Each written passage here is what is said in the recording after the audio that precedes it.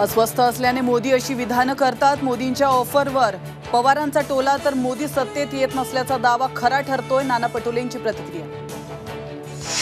नवनीत राणांविरोधात तेलंगणामध्ये गुन्हा दाखल। राहुल गांधींवर टीका करणं भोवलं। आचारसंहिता भंग केल्याचा निवडणूक आयोगाचा ठपका। अजित पवारांच्या राष्ट्रवादीचे नरहरी झिरवळ पवार गटाच्या वाटेवर। दिंडोरीमध्ये भास्कर भगरेंच्या प्रचार बैठकीसाठी उपस्थित। खासदार आणि अभिनेते अमोल कोल्हेंचे अभिनयातून संन्यास घेण्याचे संकेत। झी 24 तासच्या निवडणूक यात्रा कार्यक्रमात दिलेल्या खास मुलाखतीत वक्तव्य।